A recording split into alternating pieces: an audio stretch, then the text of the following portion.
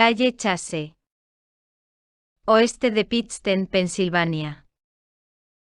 Jack y Janet se conocieron en 1967. Jack era técnico de neuropsiquiatría en la Armada y en 1968 la pareja decide casarse. Vivían en Wilkes-Barre, Pensilvania, pero en 1972, tras el paso del huracán Agnes, la mayor parte de la zona había quedado inundada y la familia Smurl se vio obligada a trasladarse. Los padres de Jack, John y Mary Smurl, compraron una casa adosada en 1973.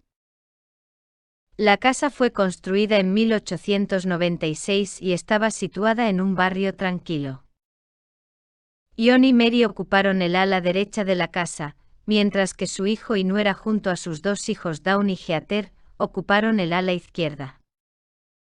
Los Smurl invirtieron mucho tiempo y dinero para dejar la casa en condiciones, debido a la antigüedad de esta. Los primeros signos de actividad paranormal comenzaron en 1974, cuando la televisión se encendió sola y una mancha apareció en la alfombra. Tiempo después las tuberías comenzaron a gotear agua pese a haber sido soldadas por un fontanero en repetidas ocasiones, pero lo más llamativo fueron los profundos arañazos que aparecieron en el marco de la puerta del baño. Con el paso de los meses la actividad en la casa iba en aumento y en 1975 Jack y la hija mayor fueron testigos de la aparición de gente flotando alrededor de su dormitorio. Se oían pasos de forma continua en las escaleras, los cajones se abrían y cerraban solos, la cisterna del cuarto de baño se descargaba sola, la radio y televisión se encendían solas y las mecedoras vacías se mecían y crujían como si alguien estuviera sentado en ellas. A esto había que añadir el olor fétido que empezó a impregnar toda la casa. En 1985 y con la llegada de las gemelas Shannon y Kerin, la familia crecía al mismo ritmo que los fenómenos llevándolos a la desesperación. La casa alcanzaba temperaturas de bajo cero y se oían voces hablando en un tono muy elevado que no pertenecían a nadie de la familia. Uno de los días en que Janet estaba en el sótano haciendo la colada, oyó que alguien la llamaba por su nombre. Cuando subió para ver quién la llamaba, pudo comprobar que estaba sola en la casa. 2 días después de este incidente, estando sola en la cocina, ésta se quedó helada y apareció un bulto negro sin rostro humano. La aparición caminó a través de la pared y apareció ante Mary Smurl justo en el lado opuesto de la casa. Desde el interior de las paredes de la casa se podían oír ruidos y arañazos, incluso los vecinos podían escuchar gritos y ruidos extraños procedentes del interior del inmueble cuando ningún miembro de la familia estaba dentro. Pero lo más terrorífico fueron los ataques físicos de los que comenzaron a ser objeto. Una de las noches a Heather, la hija de 13 años de la familia Smurl, se le cayó a pocos centímetros de su cuerpo el ventilador de techo de su habitación, a punto estuvo de morir. En otra ocasión su hermana Shannon fue empujada por las escaleras por algo invisible y la mismísima Janet fue sacada violentamente de su propia cama y arrastrada fuera de esta por manos invisibles. Incluso el perro de la familia era objeto de frecuentes ataques. Desesperados ante la alarmante situación, Janet decide pedir ayuda a los investigadores Ed y Lorraine Warren.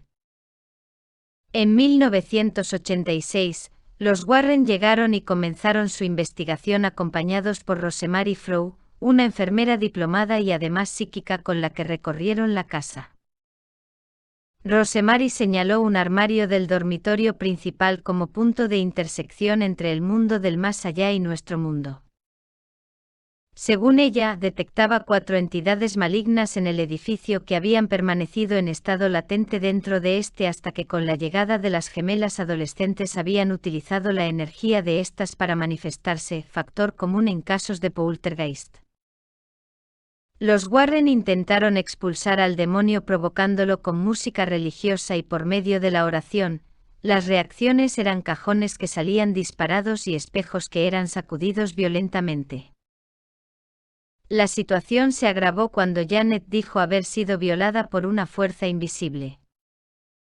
Es entonces cuando los Warren decide llevar a un sacerdote, al padre Robert McKenna, quien había realizado más de 50 exorcismos en el pasado. Dispuesto a ayudar a los Smurl, realizó el antiguo rito romano del exorcismo, pero no consiguió sino enfadar más a la entidad demoníaca. La familia se encontraba ahora en la segunda etapa de la opresión demoníaca, que según los Warren seguía a la primera fase, que era la infestación, y era seguida por la posesión y finalmente la muerte.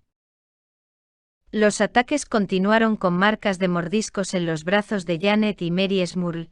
Kerin Smurl cayó gravemente enfermo de una extraña fiebre y estuvo a punto de morir. El padre McKenna realizó un segundo exorcismo con el mismo resultado que el primero. Ahora los ataques se producían en el trabajo de Jack e incluso en los viajes de vacaciones de la familia. Allí a donde fueran, aquello que les acosaba les seguía.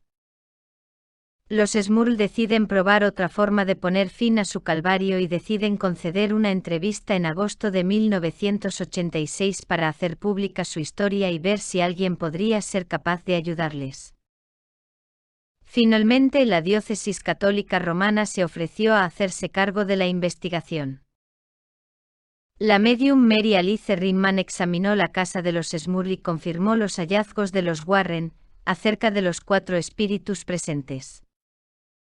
Ella identificó a un hombre llamado Pedro, que había asesinado a su esposa y amante y más tarde había sido colgado por una muchedumbre encolerizada. También identificó a una anciana llamada Abigail, a un tercero que describió como un poderoso demonio, pero no pudo dar detalles sobre el cuarto espíritu. El ahora obispo McKenna realizó un tercer exorcismo en la casa, que tampoco sirvió para echar a las fuerzas existentes. Hundidos y cansados por los acontecimientos, los Smurl se mudaron a otra ciudad con la esperanza de que las entidades no les siguieran y poner fin así a su terrible pesadilla. Poco después de su mudanza, en 1988, la Iglesia realizó un cuarto exorcismo en la casa ahora ya vacía. En 1991 salió una película basada en el libro de Haunted. En español a esta película basada en este caso se le conoce con el título de La Casa de las Almas Perdidas. Años más tarde, en el año 2000, el inquilino de la antigua casa de los Smurl fue encontrado muerto en extrañas circunstancias, según se dijo, de una aparente sobredosis.